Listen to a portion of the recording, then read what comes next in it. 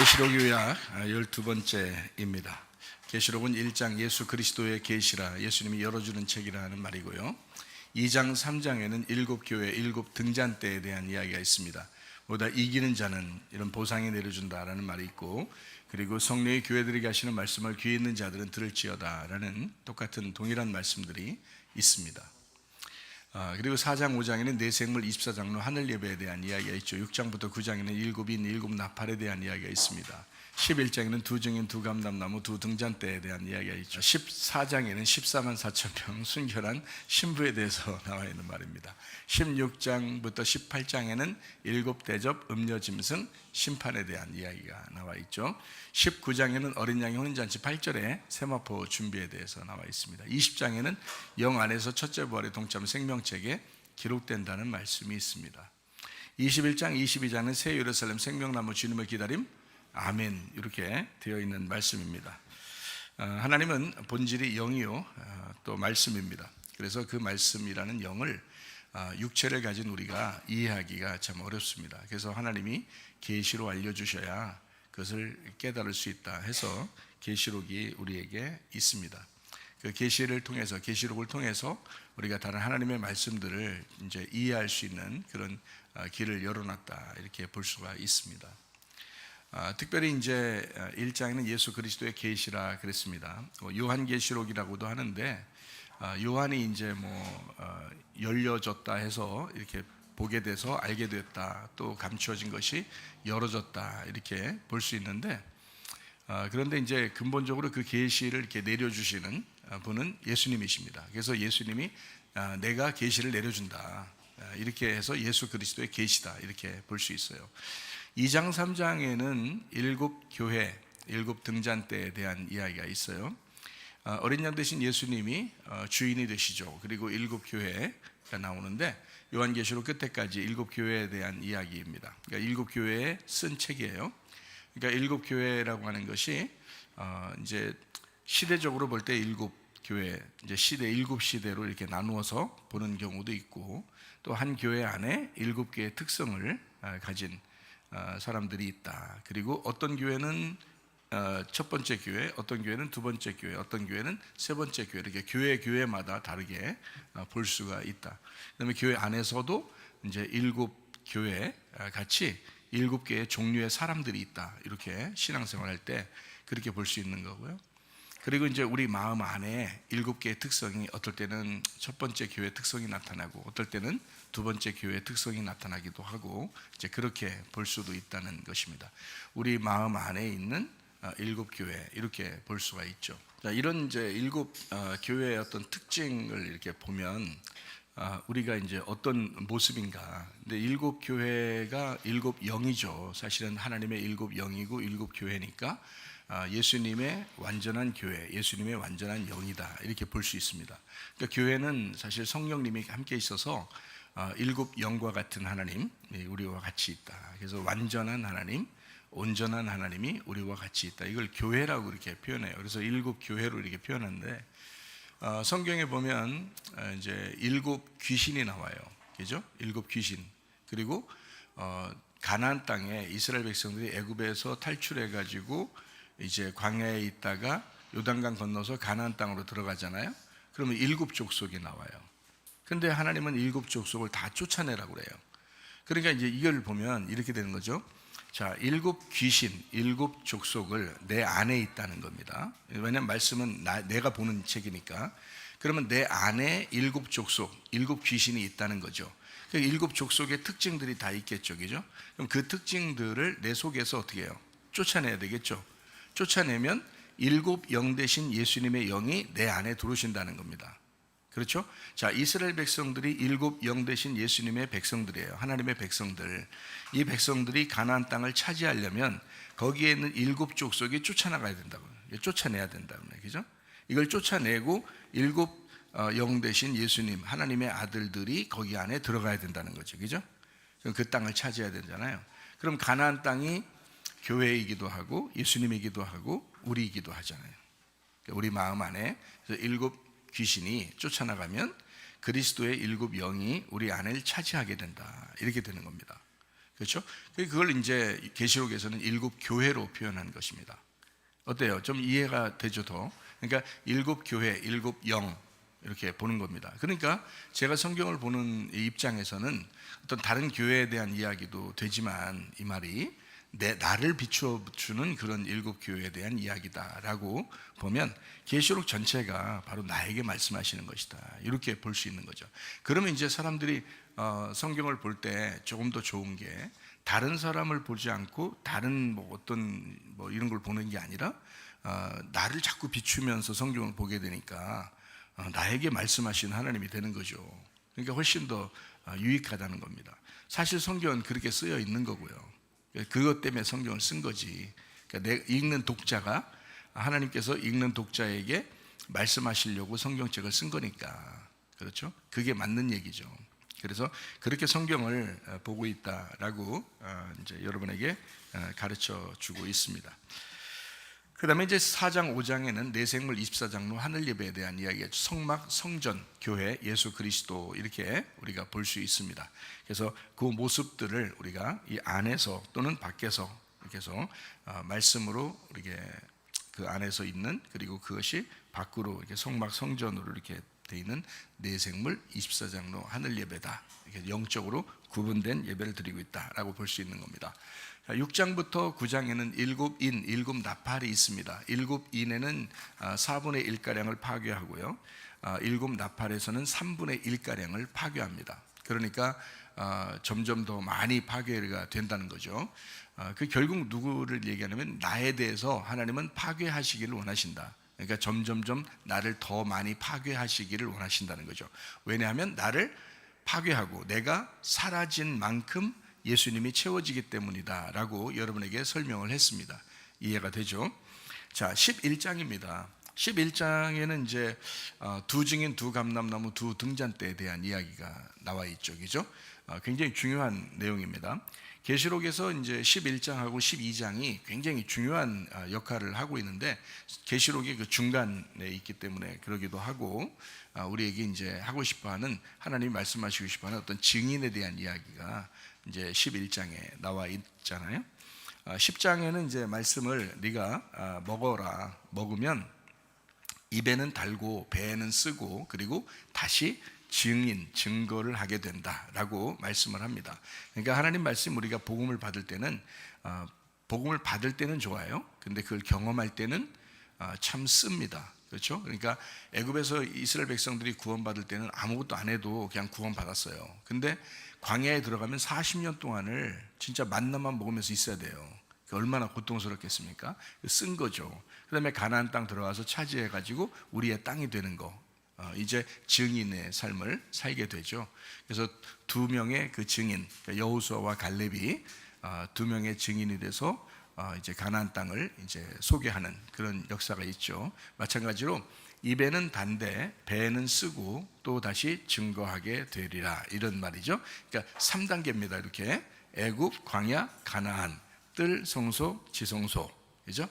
그리고 이제 유월절 어린 양의 피로 구원받을 때 아무것도 안 해도 구원받는 조건 없는 구원, 입에는 달죠. 그 다음에 광야에 갔더니 주님을 경험할, 말씀을 경험할 때는 굉장히 씁니다. 우리가 좀 주님을 좀 잘 섬겨보려고 하고 교회 생활 잘 해보려고 그러면 뭔가 좀 힘들죠, 사실은. 그죠? 좀 씁니다. 써요. 배는 쓰죠. 주님을 경험하면 경험할수록 쓰다는 걸 알 수 있어요. 그러니까 주님의 마음을 알게 되는 겁니다. 그죠? 주님의 마음을 알게 돼요.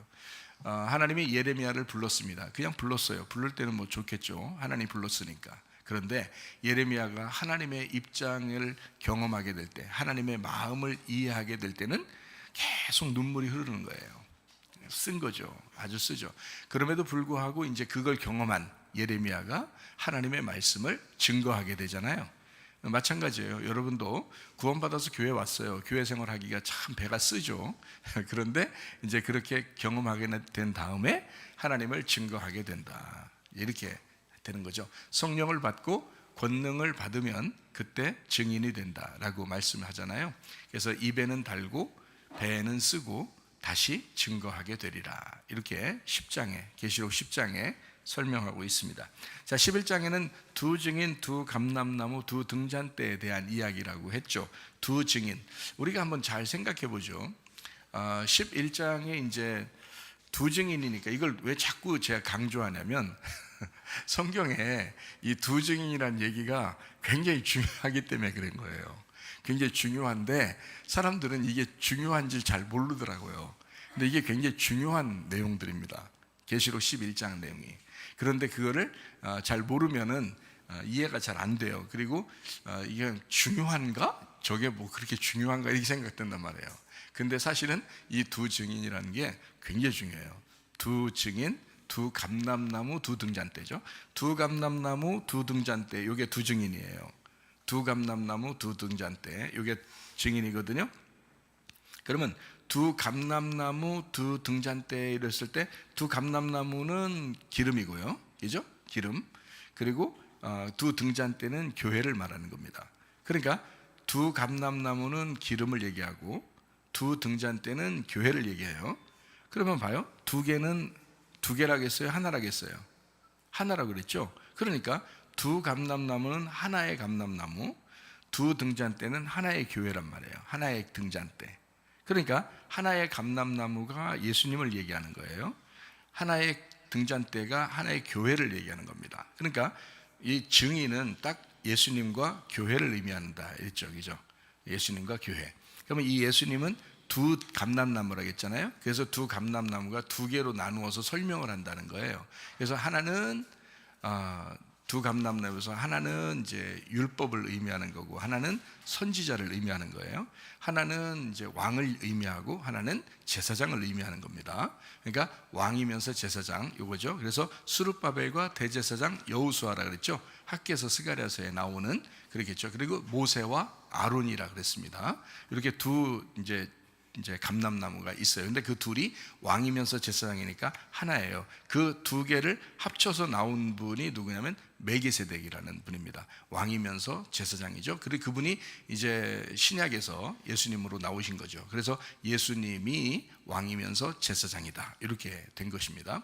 그래서 그걸 두 증인인데 그게 하나 예수님을 의미하는 것이다. 그러니까 하나니까 계시록에서 말할 때 하나는 어린 양 예수님을 말하죠. 두 감람나무인데 어린 양 대신 예수님이죠. 그러니까 어린 양 대신 예수님이 두 감람나무의 역할을 하는 거고요. 또 하나 두 등잔대는 두 개지만 하나의 교회를 의미하는 거예요. 그러니까 감람나무의 기름을 받은 교회니까 요게 두 개가 두 증인인데, 자, 두 감람나무, 두 등잔대가 두 개 증인이란 말이에요. 두 증인이잖아요. 그래서 이게 한 증인이에요. 그러면 하나는 감람나무, 하나는 등잔대잖아요. 하나 감람나무는 예수님을 말한다겠죠. 등잔대는 교회를 말한다겠죠. 근데 요게 이제 두 개가 아니라 또 합쳐져 보세요. 예수님 안 보이잖아요, 우리가요. 그러니까 예수님 안 보이는데 누가 증인의 역할을 감당하나요, 여러분?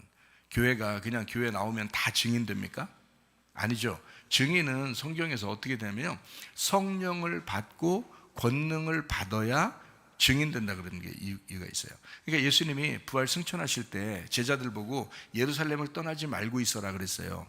그때가 이제 오순절날이 왔습니다. 오순절로 와가지고 그게 예수님이 이제 부활 승천하시면서 이제 너희들 예루살렘을 떠나지 말고 기다리고 있어. 하나님의 약속하신 성령을 너희에게 보내줄 거다라는 그런 얘기거든. 성령을 보낸다는 말은 성령이 없어서 있게 만든다는 얘기가 아니라 있는데 충만하게 만든다는 겁니다. 원래요. 그래서 이제 요한복음 20장에 보면 예수님 부활하고 난 다음에 너희에게 성령을 받을지어다 그러죠. 너희에게 성령이 있어라. 숨을 내쉬면서 가라사대 성령을 받으라 그러거든요. 그 성령을 받으라는 게 호흡입니다. 왜 그걸 일부러 예수님이 하시냐면 잘 생각해 봐요. 창세기 2장에 보면 인간을 만드시고 하나님은 그 코에다 생기를 불어넣었어요. 그래서 이 사람이 생명이 돼서 살아가게 됐거든요. 그런데 선악과를 먹어서 타락을 했어요. 그래가지고 죽은 자가 됐어요. 하나님하고 분리가 된 사람이 됐어요. 예수님이 연결해 주기 전까지는 하나님하고 떨어져 있단 말이에요. 자, 이 사람들을 예수님이 십자가 못 박혀 돌아가시면서 부활했어요.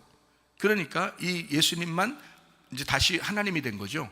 그래서 하나님처럼 죽어 있는 흙덩어리에게 하나님으로서 예수님이 숨을 불어넣어 줘야 되는 거란 말이에요. 그래야 산단 말이야. 그래서 창세기 2장의 생기가 그 코에 불어넣어서 살았는데 선악과를 먹고 하나님하고 떨어져 죽었다 이거야.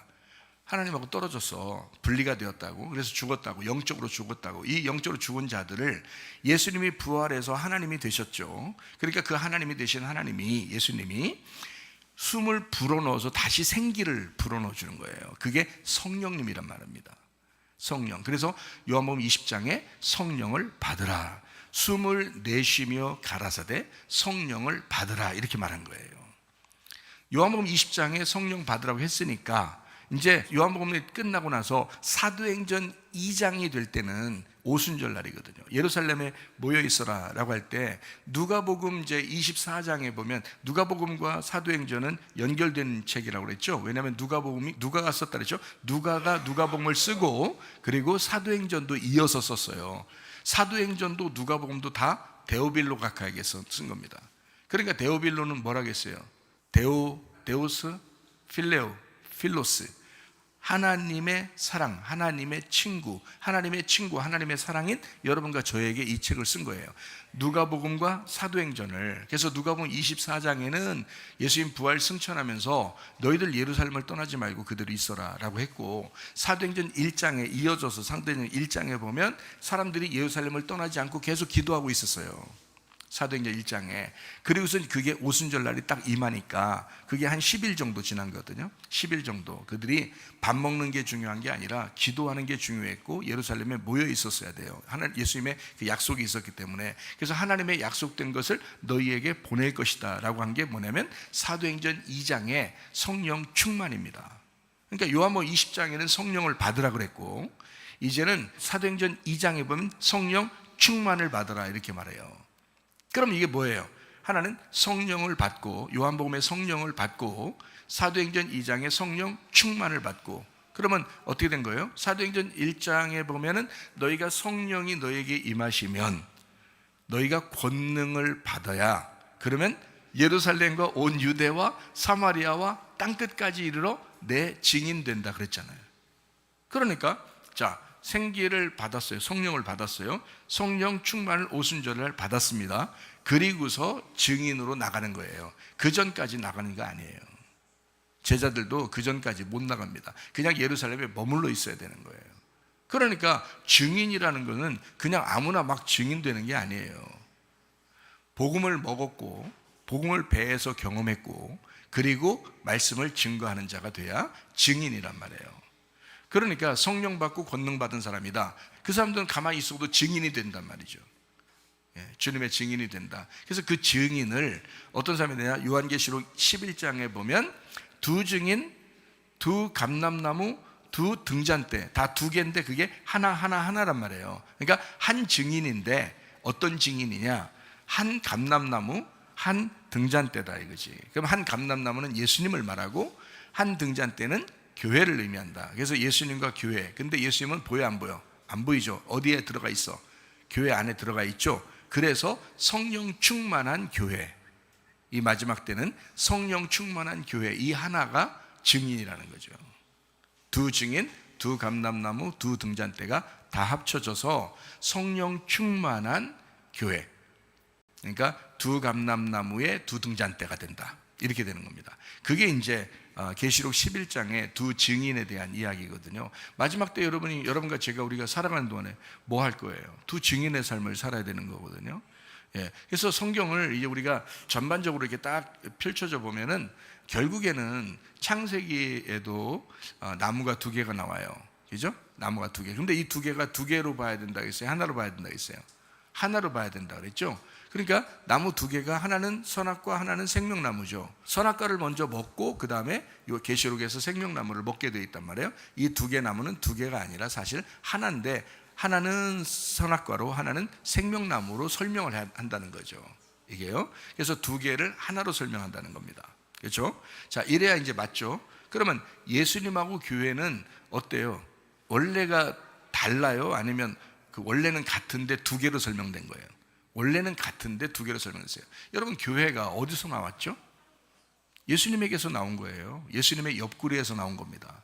그러니까 아담을 잠들게 하고 아담의 옆구리에서 하와를 뽑아냈어요. 왜 그런지 알겠어요? 옆구리에 창이 찔려서 거기에서 구멍이 나고 그 구멍에서 하와라는 여자가 나타나야 된다는 거죠. 그게 예수님의 그 옆구리입니다. 예수님이 십자가 못 박혀 돌아갔을 때 괜히 옆구리 찔리고 그러는 게 아니에요. 옆구리를 찔러 거기서 구멍을 낸단 말이에요. 그 구멍은, 옆구리의 구멍은 심장이 터진 피가 나온다는 거죠. 그러니까 결국에는 어떤 피를 통해서 교회가 생성되느냐 하면 예수님의 심장의 피, 예수님의 심장의 피. 그러니까 우리는, 결국 교회는 누구의 심장이라는 거예요? 예수님의 심장이라는 거죠. 그러니까 예수님은 우리를 어디에 품고 있겠어요? 자기 심장에 품는 거예요. 예수님은 교회를 자기 심장에 품는 거고요. 여러분은 예수님을 나의 심장이라고 하는 거죠. 왜냐하면 예수님은 나의 생명이잖아요. 나에게 호흡을 주신 분이고, 나를 살게 하신 분이고, 나를 만들어내신 분이란 말이에요. 그러니까 우리는 예수님의 심장이고 예수님은 나의 심장이 된다는 거죠. 서로가 심장인 거죠. 그거를 진짜 부부라고 그러는 거예요. 진짜 부부. 이게 하나 된 부부다, 이렇게 말하는 거죠. 그러니까 남편과 아내가 둘인데, 성경에서 남편과 아내가 둘인데 이게 하나의 부부가 된다는 얘기가 되는 겁니다. 참 놀라운 얘기죠. 이게 이제 두 증인이 있는 겁니다. 그러니까 둘인데, 증인인데, 이걸 가르쳐준, 두 개를 가르쳐주기 위해서 전도할 때도 2명씩 보냈다고 그랬죠. 왜냐하면 이 말씀이 2개씩 이렇게 나누어져서 되어 있기 때문에 그렇습니다. 선악과 생명나무를 가르쳐줘야 되고, 남편과 아내를 설명해 줘야 되고, 그것이 두 증인이라고 하는, 두 감람나무, 두 등잔대라고 하는 것을 알려줘야 사람들이 이 성경을 이해하기 때문에 그렇다는 거죠. 그거를 설명하는 사람을 증인이라 그렇게 말해요. 근데 그거를 말로 설명하는 게 아니라 진짜 경험한 사람들이 있다는 거죠. 그 사람들이 하나님의 사람들이다, 이렇게 성경은 이야기하고 있습니다. 남편과 아내가 있어요. 아담 안에서 하와가 있었습니다. 그 안에 있을 때는 선악과 먹었다, 안 먹었다? 안 먹었다. 그런데 하와가 밖으로 나오니까 어떻게 된다? 선악과를 먹었다. 자, 선악과를 먹은 게 잘못이다, 아니다? 잘못이다. 그러니까 하나님하고 떨어졌다, 사실은. 근데 잘못인데, 근데 하나님은 그것을 가지고 성경 말씀을 쓰기 시작했다. 성경 말씀이 선악과 안 먹었으면 썼겠어요? 안 썼죠. 성경 말씀은 선악과 나무를 먹자마자 성경 쓰기로 결심한 겁니다, 하나님이. 그렇죠. 선악과 안 먹었으면 성경 쓸 필요 없어요. 그냥 아이덴 동산에 같이 있는 거야. 그러니까 아담하고 하나님하고 둘만 있는 거예요. 그런데 하와가 나온 이상 선악과를 먹게 돼 있고, 선악과를 먹은 이상 성경은 써야 돼요. 예수님이 내려와야 되거든요. 그래서 하와가, 이제 아담 속에서 하와가 나오면서 선악과를 먹게 돼요. 그러니까 2명이니까 둘이 되잖아요. 둘. 그러니까 둘이 되면 이게 안 돼요. 왜냐하면 선악과 생명나무가, 계시록에서는 선악과가 없죠. 그죠? 창세기에만 선악과가 있는 겁니다. 계시록엔 선악과 나무가 없어요. 생명나무만 있어요. 그러니까 앞에 창세기의 선악과가 계시록의 생명나무로 바뀐다는 거죠. 이렇게 변환됐다는 거죠. 마찬가지로 선악과를 이제 창세기에서 먹어야, 그래야 계시록의 생명나무를 줄 수 있는 거예요. 하늘나라에는 선악과가 없어요. 생명나무만 있습니다.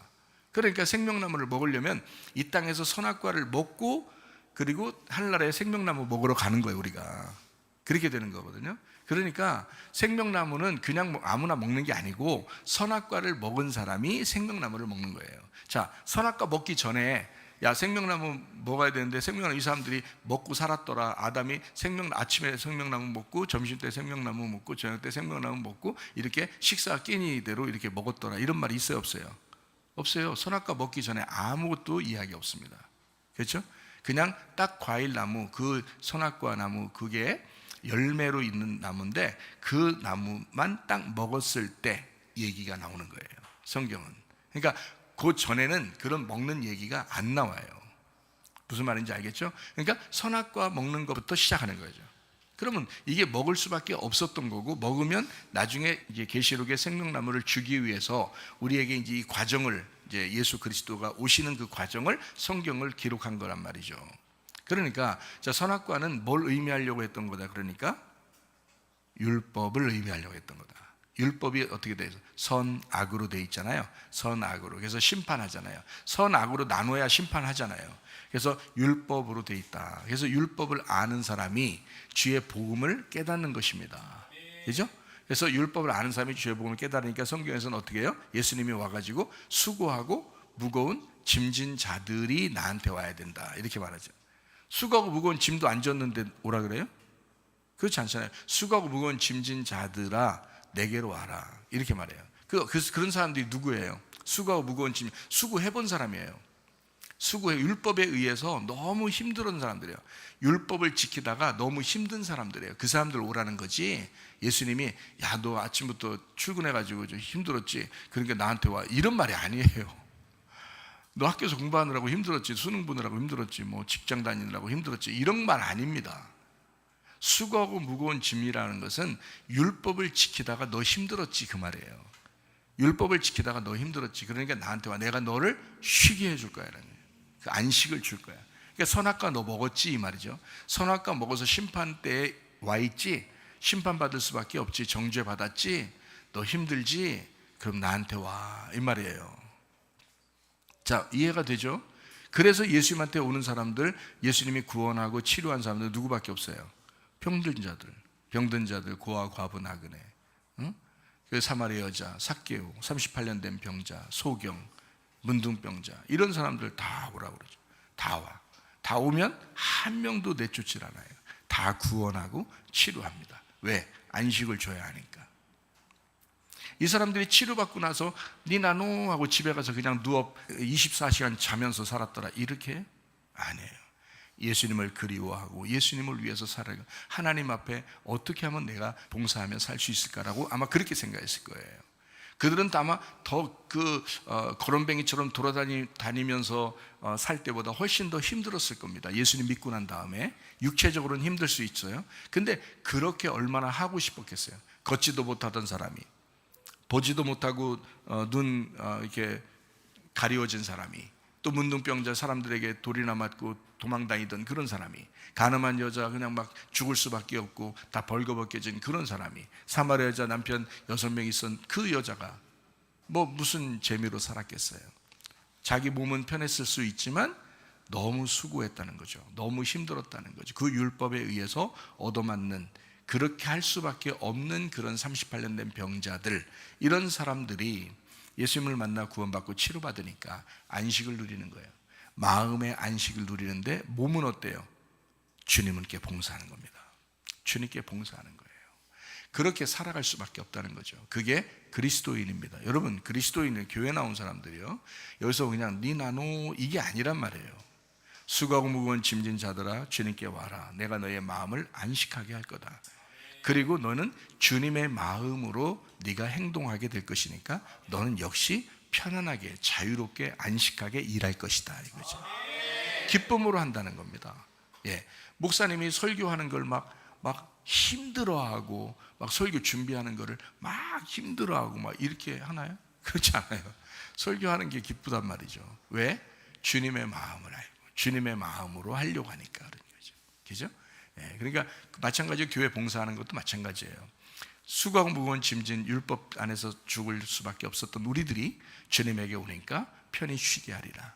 주님의 멍에는 쉽고 주님의 짐은 가볍다. 주님의 짐을 지죠. 근데 가벼워요. 기쁨으로 할 수 있단 말입니다. 주님의 일은 어렵게 하지 않습니다. 마찬가지예요. 그래서 두 증인이랄 때 아담과 하와, 그리고 모세와 아론, 이렇게 볼 수 있죠. 아담과 하와, 남자와 여자.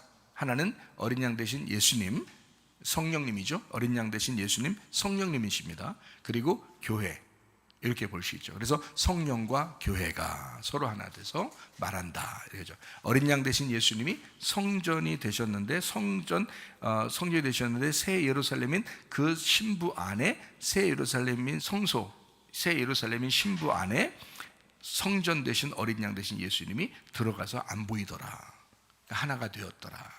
계시록 21장에 설명하고 있는 내용이죠. 자, 이렇게 두 증인은 두 개라고 말하지만 사실은 성령 충만한 교회가 돼서 둘이가 하나가 됐을 때 하나다. 그래서 제가 여러분에게 이 성경을 딱 정확하게 설명할 때 이렇게 설명한 거죠. 아담 안에 하와가 있었다. 그때는 선악과 먹지 않았다. 근데 하와가 나와가지고 둘이 되니까 선악을 알게 해야 되잖아요. 이건 선과 악을 알게, 두 개니까 선악을 알게 해야 되잖아요.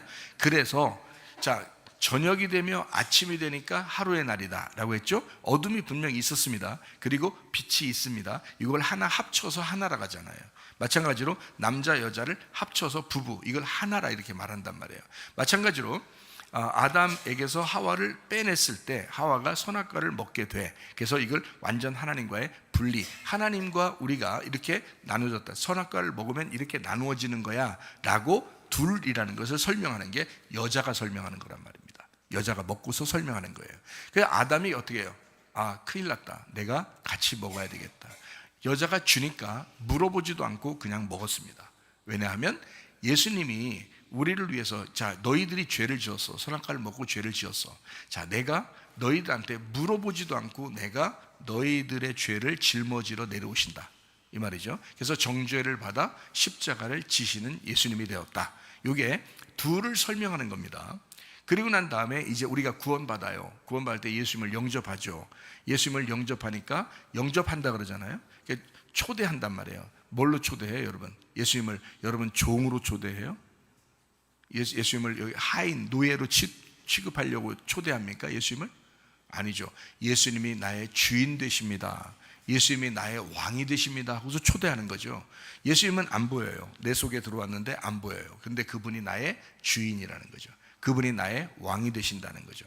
여러분, 구원받았다고 하는 건요, 예수님이 여러분 속에 들어와서 주인 됐다는 겁니다. 여러분 안에 예수님이 들어와서 왕이 됐다는 거거든요. 그러면 그게 어떻게 됐다는 거예요? 신부인 내 안에 남편이 들어왔다는 얘기잖아요. 이해가 돼요? 자, 그래서 성경의 그 구성은 어떻게 되어 있냐? 남편 안에 아내가 들어있다가 이 아내가 나오면서 범죄하게 된다. 이게 둘이 나누어지면 가정에서든 교회에서든 다 범죄하게 된다, 사람들이. 그런데 이 아내가 예수님을, 어린 양 예수님을 영접하는 순간 이 남편과 아내가 하나가 된다는 거지, 이렇게. 그래서 남편이 그 속에 들어가 있다. 이러면 하나가 돼서 새 예루살렘 안에 성전이 들어와 있는 천국이 이루어진다. 이게 가정과 교회가 완전 하나가 된 완전체가 된다는 얘기입니다. 이게 천국이라는 거거든요. 이게 요한계시록에 있는 천국을 소개하는 겁니다. 이게 참 놀라운 얘기거든요. 그래서 남자 안에 여자가 있고, 나오면 둘이 돼서 범죄하고, 그 다음에 마지막 완성은 여자 안에 남자가 들어가 있다. 이것을 계시록 보면 여러분이 금방 이해가 되죠, 그죠? 새 예루살렘 안에 성전이 들어와 있는 어린 양 대신 예수님이 들어와서 하나가 되었다. 그래서 우리는 교회 안에서도 예수님이 우리 안에 들어와 계시고요, 또 우리 개인적으로도 예수님이 우리 안에 들어와 계십니다. 그렇죠? 영이니까 가능한 거예요. 영은 하나지만 어디든지 있을 수 있고 어디든지 있지만 하나인 것, 이것이 영입니다. 영의 존재는 이거 우리가, 여러분이 이게 느낌으로 아는 거죠. 보여서 아는 게 아닙니다. 느낌으로 아는 거예요. 감정으로 아는 것입니다. 이게 지식적으로 이걸 이해가 돼서 아는 게 아니에요. 영이라는 건요. 영은 보이지 않는데 어떻게 우리가 지식적으로 압니까? 말할 수 없죠. 근데 느낌이 온다는 거죠. 어떤 느낌은 그 예수님 생각하면 눈물이 쭉 나고, 이게 왜 그러면 그 느낌이 오는 거예요. 그 예수님에 대한 그 성경 말씀을 우리가 아는 그것이 내게 경험이 되어질 때 이것이 느낌이 오는 거라는 거죠. 그 감정이 우리 속에서 이제 생겨나는 것이다. 그래서 지식적으로도 하나님을 섬기고 감정적으로도 하나님을 섬겨라. 그래서 너희의 온 몸과 마음과 온 정성과 뜻과 그 모든 것을 가지고 하나님을 섬겨라, 이렇게 말하잖아요. 이게 왜 그러냐면 너의 지적인 능력과 감정적인 능력, 이 모든 인격을 다 사용해서 하나님을 섬겨야 된다, 이렇게 말씀하는 것입니다. 감정적인 예수님을 경험해 봤기 때문에 이게 느낌으로 안다 그랬죠. 그래서 제가 여러분에게 영에 대한 이야기를 할 때 저는 이걸 알고 얘기하는 거다라고 얘기하잖아요. 그래서 안에 있는 것과 밖에 있는 것이 하나인데, 이게 남편과 아내가 하나라. 이게 아담과 하와가 하나다. 선악과 나무와 생명나무가 하나인데 이걸 두 개로 설명할 수 있고 이걸 하나다라고 하는 것을 얘기한다. 그래서 두 감람나무, 두 등잔대,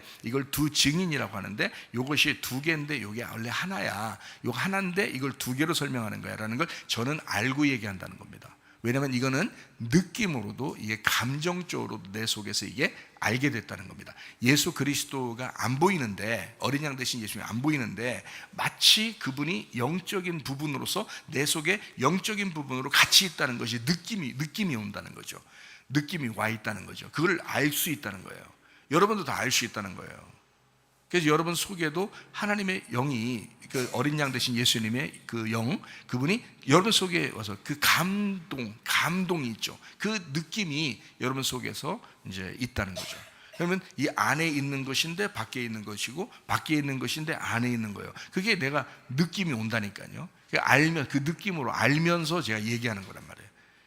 이거는 다소 그냥 감정만 있는 게 아니라 지식적으로도 성경을 아는데 이 지식적인 것이 내가 영적으로 그 느낌이 온다는 거죠. 그래서 그걸 뭔가 설명하는 건 좀 부족한데 마음은 알겠다는 거죠. 이제 그런 느낌들이 여러분 가운데서도 주님을 경험하게 되면 아마 주님을 이해하게 될 것입니다. 몸과 마음으로 이해하는 겁니다. 하나님 말씀을요. 그러면 아주 놀랍습니다. 이것이요 11장에 대한 이야기입니다. 자, 계시록 11장 12절 말씀해 보니까 하늘로부터 큰 음성이 있어 이리로 올라오라 함을 그들이 듣고 구름을 타고 하늘로 올라가니 그들의 원수들도 구경하더라 이렇게 되어 있습니다. 구름 타고 승천했다라는 말인데 사도행전 1장 8절부터 11절 말씀입니다. 오직 성령이 너희에게 임하시면 너희가 권능을 받고 예루살렘과 온 유대와 사마리아와 땅끝까지 이르러 내 증인이 되리라 하시니라. 이 말씀을 마치시고 그들이 보는데 올려져 가시니 구름이 그를 가리워 보이지 않게 하더라. 올라가실 때에 제자들이 자세히 하늘을 쳐다보고 있는데 흰옷 입은 두 사람이 그들 곁에 서서 이르되 갈릴리 사람들아 어찌하여 서서 하늘을 쳐다보느냐. 너희 가운데서 하늘로 올려지신 이 예수는 하늘로 가심을 본 그대로 오시리라 하였느니라. 천사도 두 명이 나타납니다. 흰옷 입었기 때문에 이것을 구름으로 이렇게 표현을 한 거죠. 그러니까 구름 그리고 천사, 두 천사예요. 증인입니다. 그렇게 이제 성경은 그 두 개로 설명이 되기 때문에 교회도요, 성전도 기둥이 두 개로 되어 있습니다. 그죠? 성전의 기둥도 기둥이 두 개가 되어 있어요. 하나는 보아스, 하나는 야긴 이렇게 되어 있고 기둥을 왜 두 개로 만드냐면 증인이에요. 성경의 증인은 다 둘로 이렇게 이루어졌다고 그랬죠. 그래서 소돔과 고모라 멸망시킬 때도 아브라함을 불러서 하나님과 아브라함이 증인이고요. 그렇죠? 노아 시대 때도 멸망시킬 때 하나님과 노아가 두 증인입니다. 그러니까 하나의 그 증인을 만드는 거예요. 예수님이 이 땅에 오셔서 하나님을 소개할 때도 그 아들이 아버지의 증인이 되는 거예요. 그래서 아버지와 아들이 증거한다 그러죠. 성령님과 예수님 아들, 하나님의 아들이 증거한다 이렇게 되죠. 그래서 성령의 아들, 하나님의 아들이 증인이 되는 거죠. 하늘나라의 증인 이렇게 오는 거죠. 마찬가지예요. 그러니까 혼자 증인은 없어요. 성경에 둘 증인이 돼야 됩니다. 예수님 부활 승천하실 때도 천사가 두 명이 이렇게 부활 승천에 함께 하고 있습니다. 이것이 구름 타고 올라간다라는 그런 이야기를 하고 있는데요. 데살로니가 후서 1장 7절 말씀입니다. 환난을 받는 너희에게는 우리와 함께 안식으로 갚으시는 것이 하나님의 공이시니 주 예수께서 자기의 능력의 천사들과 함께 하늘로부터 불꽃 가운데에 나타나실 때에라고 되어 있습니다. 그리고 이제 예수님이 옆구리에 이제 피가 흘리시고 옆구리에 이제 창이 찔리셔서 피가 흐른 그런 이제 구약에서는 이렇게 말해요. 스가랴서 13장 1절 6절 말씀인데요. 스가랴서 13장 1절 보니까 그날에 죄와 더러움을 씻는 셈이 다윗의 족속과 예루살렘 주민을 위하여 열리리라 이랬습니다. 어떤 사람이 그에게 묻기를 네 두 팔 사이에 있는 상처는 어찌 됨이냐 하면 대답하기를 이는 나의 친구의 집에서 받은 상처라 하리라 이렇게 되어 있습니다. 그러니까 옆구리에 상처가 난 예수님에 대해서 스가랴서는 이렇게 표현을 하고 있죠.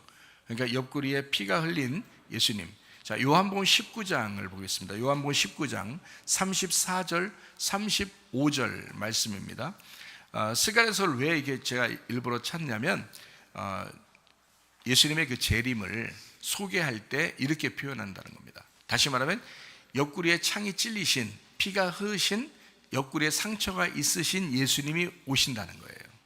우리에게. 그러니까 그 어린 양 되신 예수님, 우리를 위해서 죽임당하신 예수님을 너희가 영접하고 받아들일 때 우리도 천국 사람이 되는 거예요. 천국의 사람은, 그러니까 천국의 사람은 그냥 되는 게 아닙니다. 옆구리에 창이 찔리신 예수 그리스도를 받아들였을 때 그 옆구리 안에 내가 포함되어 있는 사람, 그래야 부부가 되잖아요. 그래야 하나가 되잖아요. 그죠? 그걸 믿었을 때 그 아브라함의 믿음을 가진 자들이 예수 그리스도의 그 옆구리에 피를 의지하고 믿었을 때 구원을 받는다는 겁니다. 그러니까 부부가 완전히 남자와 아내가 이제 하나가 되는 그런 역사죠. 요한복음 19장 34절 35절 말씀에 보면 그중 한 군병이 창으로 옆구리를 찌르니 곧 피와 물이 나오더라. 이를 본 자가 증언하였으니 그 증언이 참이라. 그가 자기의 말하는 것이 참인 줄 알고 너희로 믿게 하려 함이라 라고 되어 있습니다. 자, 하나님의 피가 흘린 예수 그리스도의 피입니다. 사도행전 20장 28절 말씀입니다. 여러분은 자기를 위하여 또는 온 양떼를 위하여 삼가라. 성령이 그들 가운데 여러분을 감독자로 삼고 하나님이 자기 피로 사신 교회를 보살피게 하셨느니라. 이렇게 되어 있습니다. 자, 우리가 이제 말씀을 정리하죠. 요한복음 14장 20절 말씀입니다. 그날에는 내가 아버지 안에 너희가 내 안에 내가 너희 안에 있는 것을 너희가 알게 된다. 이게 무슨 말이에요? 서로 부부가 되었다라는 말이죠. 그죠? 서로 갈라진 게 아니라 서로 하나 되었다. 언제요? 부활의 날에, 네가 회개하는 날에, 너 구원받는 날에, 너 거듭나는 날에, 너 성령 받는 날에는, 그때는 우리가 하나 된다는 것을 네가 알게 될 거야. 자, 인격적으로 안다는 그런 말입니다. 서로 하나 됐다는 거. 계시록 21장 22절 말씀입니다. 성 안에서 내가 성전을 보지 못하였으니 이는 주 하나님 곧 전능하신 이와 및 어린 양이 그 성전이심이라 라고 되어 있습니다. 그러니까 재림의 날, 회개의 날, 구원의 날, 그날에 구원받는 날, 성령 충만한 날, 교회의 날, 은혜의 날, 그때는 이게 알게 되는데 어떻게 하냐? 성전이 예루살렘 안에 들어있다는 걸 알게 됩니다. 네 안에 그리스도 어린 양 되신 예수님이 성전 되셔서 우리 안에 있다는 것을 네가 알게 될 것이다. 그날에는 하나가 된다. 이제 이런, 그걸 구원이라고 그래요. 여러분, 구원받았다라고 하는 것은요, 여러분, 예수님과 내가 하나 됐다 이 말입니다. 여러분, 예수님과 내가 하나 되면 어때요? 내 생각은 예수님 생각과 같아야 되겠죠. 내 말은 예수님 생각과 예수님 말과 같아야 되겠죠. 내 행동은 예수님의 행동과 같아야 되겠죠. 그렇지 않게 나타날 때가 있어요, 없어요? 있죠. 그럴 때 회개하죠. 그러니까 바울도 자기가 인간으로 사는 동안에 날마다 자기는 죽는다 그렇게 말하는 겁니다. 날마다 자기를 거절하는 겁니다. 날마다 자기를 부인하는 겁니다. 날마다 자기 십자가를 지는 겁니다. 왜? 우리가 완전한 예수님이 아니잖아요.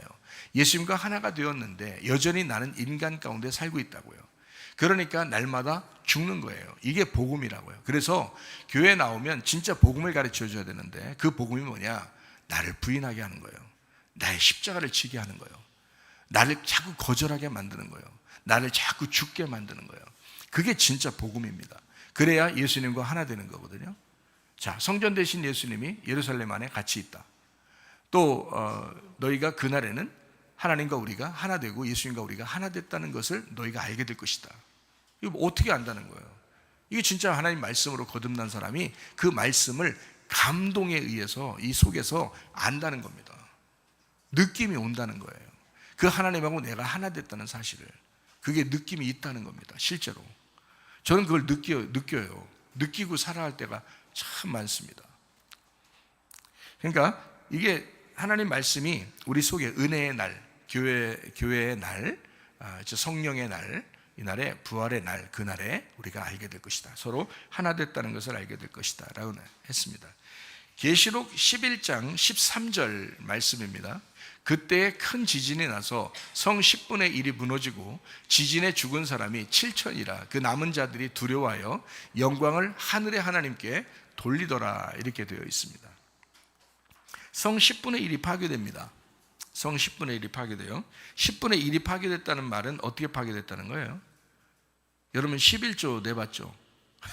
11조 내면 10분의 1을 딱 잘라서 낸 거예요? 아니면 10분의 10이 하나님 겁니다 하고서 내는 거예요? 10분의 10이 하나님 겁니다 하고 내는 거예요. 첫 번째 것도 마지막 10번째 것도 하나님 겁니다. 첫 번째 들어가는 양도 마지막 10번째 들어가는 양도 하나님 거예요. 그래서 첫 번째 10번째가 같은 거거든요. 그러니까 1이 10이고 10이 100이고 100이 1000이고 1000이 1인 거예요. 그러니까 이게 하나인 거거든요. 그러니까 이건 완전 파괴를 말하는 것입니다. 자, 10분의 1이 파괴되고 10의 1이 파괴되었다라는 말이거든요. 자, 이게 여기 이제 죽은 사람이 7천 명이래요. 죽은 사람이 7천 명. 자, 죽은 사람이 7천 명 그러니까 이게 죽는 게 좋은 거예요? 이게 죽는 게 좋은 거예요? 죽는 게 안 좋은 거예요? 이것만 봐서는 잘 모르겠죠, 그죠? 예. 그래서 우리가 성경 구절 하나를 또 찾으려고 그래요. 열왕기상 19장 18절입니다. 자, 그러나 내가 이스라엘 가운데에 7천 명을 남기리니 다 바알에게 무릎을 꿇지 아니하고 다 바알에게 입맞추지 아니한 자다. 7천 명이. 그러면 7천 명이라는 사람은 여기 있는 사람들은 좋은 사람이에요? 나쁜 사람이에요? 좋은 사람들이죠. 좋은 사람이에요. 그러니까 하나님을 믿는 사람들, 바알에게 무릎 꿇지는 않은 사람들이에요. 그 7천 명이 남아 있었다. 구약에 7천 명이 남아 있었는데 계시록 11장 13절에는 7천 명이 죽은 사람이다 이렇게 말하죠. 열왕기상에 지금 19장 18절에는 7천 명을 남겨놓았고 계시록 11장 13절에는 7천 명을 죽였다 이렇게 돼 있어요. 그죠? 7천 명을 죽였다. 그러면 계시록의 11장 13절에 죽었다 하는 말은 좋은 말이에요? 나쁜 말이에요? 여기서는 우리가 그냥 겉으로 성경을 읽을 때는 좋은 말이 아니죠. 죽었으니까 7천 명이 남아야지 좋은 거잖아요. 그런데 남은 7천 명이 계시록 11장에 와서는 죽는 거예요. 남은 7천 명이. 그러면 잘 생각해 봐요, 여러분. 계시록 11장 13절에 죽은 그리스도인, 죽은 7천 명이죠. 7천이라고 하는 것은 성경에 전반적으로 7이라는 숫자가 나쁜 숫자예요? 좋은 숫자예요? 좋은 숫자예요. 계시록에 항상 7이라는 숫자는 예수님을 가르치는 숫자입니다. 그러니까 7 곱하기 1000 그러면 예수님의 사람들을 얘기하는 거예요. 7 곱하기 1000. 1000이라는 건 완전한 거예요. 그러니까 예수님의 그 완전함이라는 말입니다. 그럼 7천, 그럼 죽었단 말이죠. 그러면 우리가 언뜻 보기에는 나쁘다라고 생각할 수 있잖아요. 그러면 남겨져 있던 사람들이 죽었어요. 7천이 죽었어요. 죽으니까 계시록 11장 13절에 죽은 사람이 7천이 되니까 남은 사람들이 어때요? 남은 사람들이 뭐 해요? 두려워하죠. 영광을 하나님께 돌립니다. 그러면 잘 생각해요. 자, 짐승이 나와서 막 괴롭히고 또 뭐 환난 가운데 있고 재난 가운데 있고 막 이래도 사람들은 어때요? 우상 숭배하면서 막 욕하고 하나님을 섬기지 않고 막 계시로 막 이러잖아요. 그런데 여기는 안 그러죠. 여기는 7천 명이 죽으니까 남은 사람들이 하나님을 두려워하고 하나님께 영광을 돌리더라. 이렇게 되잖아요. 그러니까 죽은 게 지금 나쁜 거예요? 아니면 좋은 거예요? 좋은 결과를 가져왔다는 겁니다. 죽으니까 좋은 결과를 가져왔더라. 이렇게 된 거죠. 자, 그러면 이렇게 되는 거죠. 하나님께 영광 돌리는 사람들이 되었다. 그냥 바알 숭배해서 7천 명 남았을 때는 하나님께 영광 돌리지 않잖아요. 그죠? 가만히 생각하니까 그냥 남아있는데 그냥 뭐 바알에게 무릎 꿇기도 줄지 아니하고 그냥 남아있는 사람들이었던 거예요. 남아있는 사람들. 엘리야 혼자 싸웠습니다. 그때 당시에 엘리야 혼자 싸웠어요. 맞죠? 그냥 남아있는 사람들이었어요. 7천 명이. 그런데 계시록 11장에 와서는 7천 명이 죽어요. 그러니까 결과적으로 모든 사람이 하나님께 영광을 돌리게 되더라. 자, 무슨 말인지 이해가 되시나요? 자, 예루살렘 성에 바알에게 무릎 꿇지 아니한 사람이 하나님이 사랑하지만 그 중간에 있었던 사람들이라는 거죠. 바알에게 무릎 꿇지 아니했던 그 중간에 있던 하나님을 사랑하지만 또 하나님이 사랑하지만 그래도 머뭇할 수밖에 없었던 그 사람들, 남아있는 교회 사람들. 자, 그런데 여기에서 하나님의 사람 7천 명이 죽는다. 그러니까 나머지 사람들이 어떻게? 하나님께 영광을 돌리더라. 그러면 그 7천 명 죽는 사람과 나머지 사람은 지금 다른 사람이에요? 같은 사람들이에요? 같은 사람들인 거죠. 7 교회도 역시 같잖아요. 우리 속에서 7 교회가 우리 속에 같잖아요. 그래서 7 교회에 주시는 하나님의 축복도 같죠. 구약에서 이제 금송아지 섬길 때 몇 명이 죽죠? 레위인들 3,000명이 죽어요. 3,000명이 죽으니까 오순절 성령 충만받을 때 사도행전 2장에는 몇 명이 구원받죠? 3,000명이 구원받는 겁니다. 자, 잘 보세요. 3,000명이 출애굽기 32장에 금송을 섬기고 레위인들을 중심으로 하나님이 죽입니다. 나머지 살리려고 그런 거예요. 레위인들을 왜 죽이는 거냐면 나머지 살리려고 그랬던 거예요. 3,000명이 죽습니다. 그리고 사람들은 두려워하는 거죠. 근데 이 죽은 3,000명이 사도행전 2장에서 오순절 성령 충만 받는 하나님의 백성으로 부활한다는 거죠. 거기서 구원받는 숫자가 3,000명이나 되더라. 똑같이 만드는 것입니다. 죽은 자를 부활시키는 거죠. 자, 남아있는 7,000명을 계시록 11장에 와서 죽이니까 어때요? 파괴돼. 1과 10은 같은 거라겠죠? 파괴시켜 죽이니까 나머지들이 어떻게? 하나님께 영광 돌리며 예배하더라. 하나님께 영광 돌리려면 누군가가 죽어야 합니다. 예수 그리스도가 나 때문에, 우리 때문에 죽으셨어요. 그 죽으신 예수를 내 마음에 품고 내 자신도 나를 부인해가며 십자가를 지고 주님을 따라가는 거예요. 그게 주님의 제자의 삶입니다. 그래서 죽은 자가 부활하게 된다. 결국 죽으려고 하는 자를 하나님이 살릴 것이다. 수고하고 무거운 짐진 자, 율법에 의하여 그 안에서 죽어버리는 자가 주님 안에서 쉬게 될 것이다. 진정한 안식, 예수님 안에서 여러분이 안식을 누리다가 주님 만나시기를 바랍니다. 우리 한 목소리로 기도하겠습니다. 하나님 앞에 기도할 때, 하나님, 내가 무엇을 먹고 살아갈 것인가? 또 내가 누구에게 삼킴당하며 살아갈 것인가? 또 나는 정말 죽으려고 교회 다니는 자인가? 아니면 그냥 내가 스스로 살아서 나로 인하여 그냥 살아가는 자가 될 것이냐? 진짜 내가 죽어서 부활한 자로 내가 살아갈 것인가? 무엇을 우리가 살 것인가?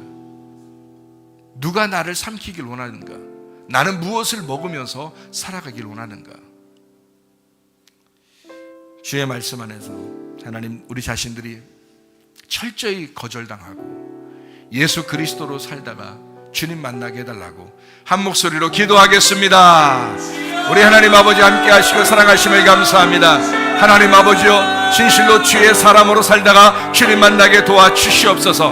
하나님 아버지여, 주의 뜻대로 살아가게 도와주옵소서. 비염은 떠나갈지어다, 아토피 떠나갈지어다, 위장병 떠나갈지어다, 어지럼증 사라질지어다, 두통은 사라질지어다, 류마티스 관절 떠나갈지어다, 어깨 통증 사라질지어다, 허리 디스크, 목 디스크 떠나갈지어다, 심장병 온전해질지어다, 각종 종양 암덩어리 떠나갈지어다, 감기 몸살 온전해질지어다, 협착증 사라질지어다, 건선 피부 온전해질지어다, 이명은 사라질지어다, 자금이력 질환 온전해질지어다, 식도염 사라질지어다, 유리결석 떠나갈지어다, 우울증, 불면증 환자의 두런 불안 초조 다 떠나갈지어다, 음란, 거짓, 도둑질, 미움, 욕심은 다 떠나갈지어다.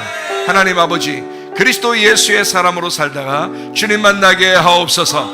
예수의 뜻대로 살게 도와 주옵소서. 주님을 왕으로 모시며 주인으로 모시며 살게 도와 주시옵소서. 하나님, 우리가 가는 곳이 예배당이 되게 하시고 우리가 가는 곳이 예배가 되게 하옵소서. 예수님 귀하신 이름 받들어 기도 올리옵나이다. 아멘. 주님 감사합니다. 우리 하나님 아버지 함께 하시고 사랑하심을 믿습니다. 우리 하나님 도와주옵소서.